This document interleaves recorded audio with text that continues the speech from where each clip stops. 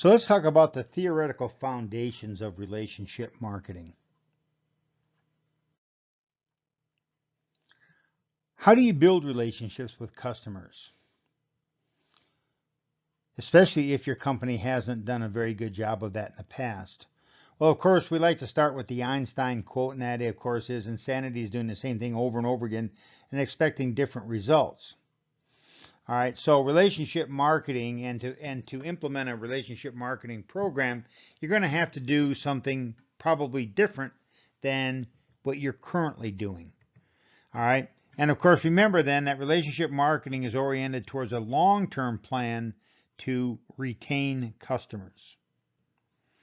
Relationship marketing does not seek a temporary increase in sales, but an increase in sales over time by having retained more profitable customers by creating long-lasting, strong bonds with them. You need to make it worthwhile for people to become a loyal customer and stay in a relationship. A good example of this is the Vons Club card. Now, when we go to Vons, we all put our Vons Club card number or telephone number in when we get ready to pay because it reduces the cost on some of the products. If you don't put your number in, you pay more money for your groceries than if you put your number in. The reason that Vons has things set up that way is not because they're giving you a discount if you put your name in, but that they are in fact trying to motivate you to let them record your information about your individual level purchases. So what is it that customers want today? Well, customers want customization, unique products, and special services. We all want it our way. We want personal attention. That is, we want people to pay attention to us and do what we want. We want to feel important. How? Well, we like, we feel important when people call us by name. When I'm at the golf course and on the loudspeaker they say, next on the tee, Dr. Shabrowski and his group. I want to feel important. I want them to tell me that I am a valuable customer. I want some recognition of my loyalty and my value to the organization. I want to be able to trust the individual I'm doing business with. I want a commitment. That is, I want them and me to both have a reason to continue to purchase. And then I want two-way communications. That is, I want to be able to tell them, the organization or the business, when I have a complaint or I have a concern, and I want them to listen to me and tell me what they plan to do about it. Well, what do the organizations want in return? Well, they want repeat purchases. They want to reduce their costs by not having as many returns, not having as many errors, and being able to service those customers more quickly and effectively and efficiently. They want increased per person purchasing. They want increased loyalty and positive word of mouth. They want to gather an understanding of their market from those customers. They want those customers to help them with prospect identification, and they want product and service feedback. So, building relationships with customers should be a win-win situation.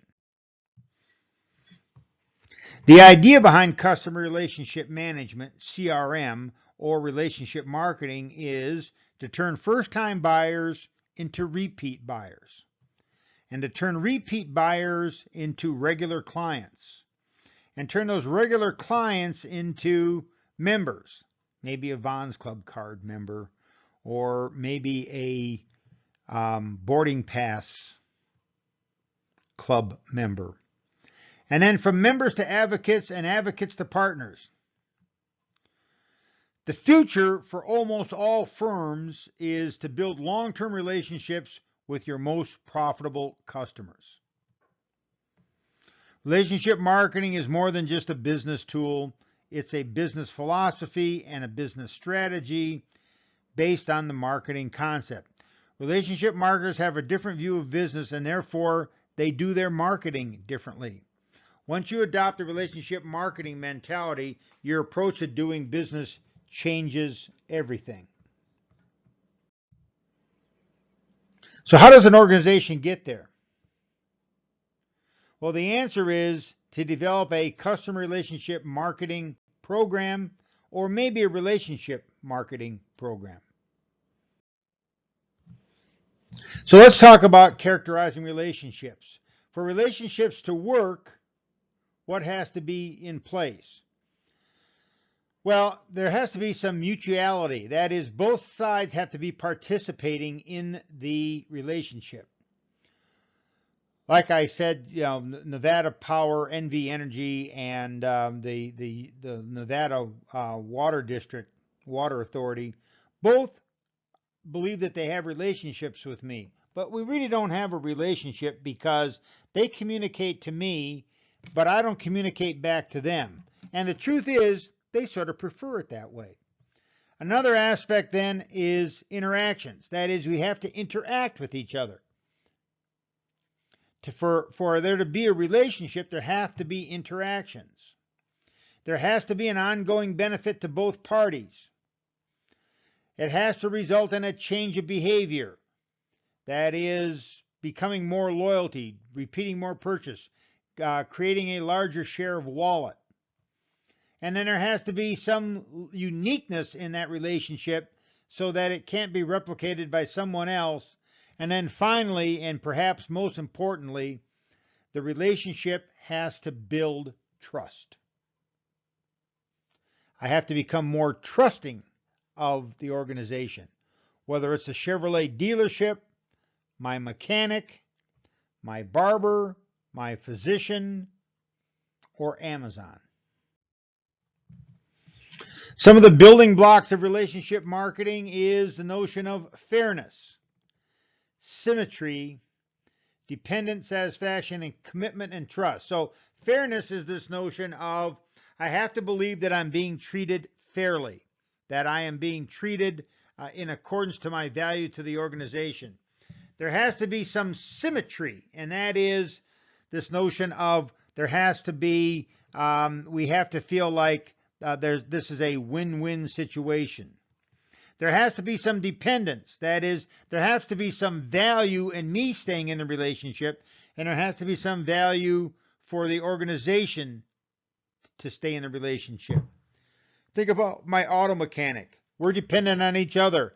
I provide him with some steady business, and he provides me with high quality,